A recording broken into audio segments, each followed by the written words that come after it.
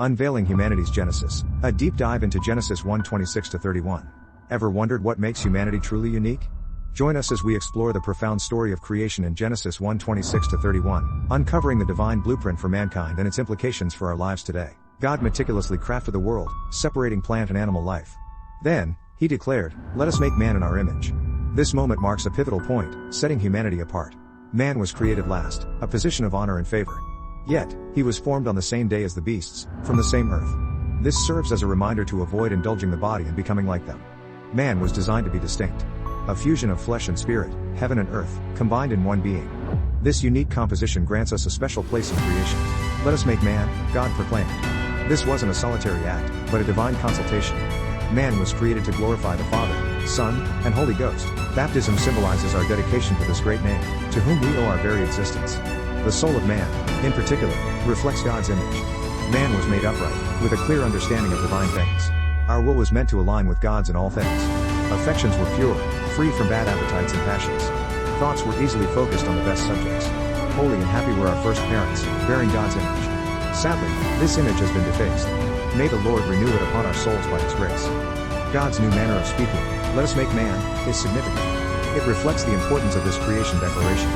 Forming God's representative on earth was a momentous task. Man was clothed with authority, the visible head of the world.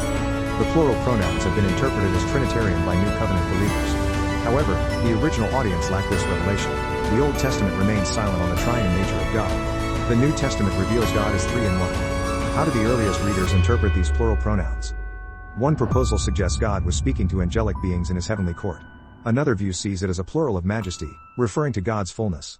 Think of Queen Victoria's "We are not amused." The enduring question remains, what does it mean to be created in God's image? Image and likeness are often seen as synonyms, adding intensity. It's problematic to identify the image with one specific quality. God is complex, so his image must also be complex. We can approach this topic from the perspectives of form and content.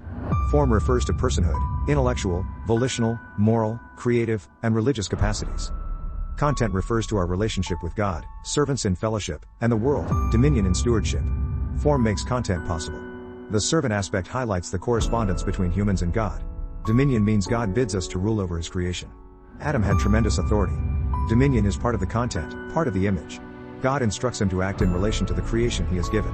David reflects on this in Psalm 8:6-8. The Lord worked and exercised dominion, inviting us to participate. This brings up the issue of stewardship. The first question is, how was man created? The next chapter will delve into that. The image of God in which humanity is created includes both male and female. Here, we have the simple fact of the creation of man. Community reflects the communal nature of God. The Father, Son, and Spirit are one, yet distinct persons. There's a clear, God-intended distinction between male and female. God's statement identifying us as being in his image points to humanity's exalted place. The triple usage of the verb created is significant. It occurs only 8 times between Genesis 1:1 and 5:1. Half of those are connected with the final and most significant aspect of creation, the creation of God's image bearers. The significance of the image of God within Judeo-Christian ethics is immense. It ensures the dignity and value of every person. This value comes from the sovereign creator. Secular humanism's criteria are arbitrary and unreliable. Christians must shape their response to moral issues on the foundation of humanity's value. Man is like God, perhaps, as a triune being. Mankind is physically, mentally, and spiritually a being. The things we see today were made out of things which did not even exist before. The creation was made out of nothing. God created. This is the tremendous revelation of this chapter. God's blessing command reflects what he has already spoken over creatures of sea and sky. Rearing children is an integral part of God's plan for humanity. God desires that the whole earth be inhabited and experience his glory. God now adds the verb subdue. The word in the original language appears elsewhere in a positive sense, in contexts of order and security resulting from the subjugation of enemies. It also occurs in a negative sense of bondage and enslavement. All this suggests that the focus is the idea of control. Those who are granted this control are, naturally, accountable to God for stewardship in ordering and developing the resources available. The dominion mandate forms a basis for science and technology. However, it's never a license for careless and abusive use of natural resources. We exercise dominion only as the image or representatives of God in the world, not as creation's owners. We have no right to exploit it in such a way that brings discredit on God. We should exercise the responsibility toward the environment that God expects. God's expectations are different because of subsequent uses anticipated for the resources. The extent to which we are able to exercise this dominion is now limited because of sin. Christ, who is the image of the invisible God, has come as the last Adam to achieve dominion.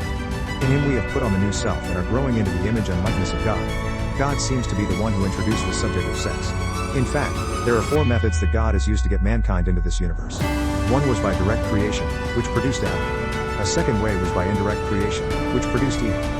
The third was by the virgin birth, and this was how Jesus Christ came into the human family.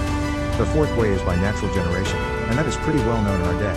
God created man to reproduce. God is the essentially personal being, and in giving the man an immortal soul, he gave him also a true personality. Man has a self-consciousnness, he has the power of free choice, and he has a distinct moral responsibility. God tells man to fill the earth by reproduction. God also tells man to subdue the earth. This, I think, is the basis of learning and of scientific exploration in our day. God hides diamonds way down in the earth, and God also puts the treasures down where man has to dig for them, and I believe that today the same thing is true about knowledge. Adam was not just a gardener to cut the grass. Man was created to rule this earth. The repetition of every highlights God's faithful and generous provision. Humans will eat from seed-bearing plants and fruit trees. Animals will consume every green plant. Herbs and fruits must be man's food. Let God's people cast their care upon him. After the flood, people will receive authority from God to eat animal flesh as well, Genesis 9:3, a new source of protein. Man was a vegetarian at first. The crown of God's creation is a new creature, a creature that can sound the heartbeat of its creator. That creature, made male and female, reflects God's own relational richness. The human family is to join God in the ongoing work of creation. The earth below and the sky above with all their inhabitants are too beautiful and too good to be left alone. They need the tender care and close attention that only God's favored creature can give. God had previously assessed elements of creation as good, Genesis 1:4, 10, 12, 18, 21, 25. He now evaluates his creation in light of the addition of humanity, and he pronounces it very good. The exclamation "behold" both expresses God's excitement and invites the reader also to view creation from God's perspective. Creation, before the intrusion of human sin in Genesis 3, fully reflected God's intent. Humanity now awaits the new heaven and new earth, to appear when God's redemptive purposes, initiated in the work of Christ, are consummated. When we come to think about our works, we find, to our shame, that much has been very bad. But when God saw his work, all was very good. All his works, in all places of his dominion, bless him, and therefore, bless thou the Lord, O my soul.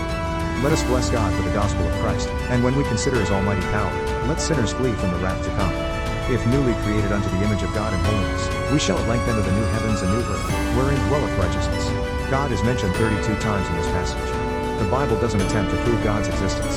God is the creator. We see the unity, power, and personality of God. This passage denies polytheism.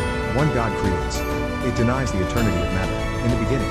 It denies pantheism. God is before and apart from all things. It denies fatalism. God acts in the freedom of his will.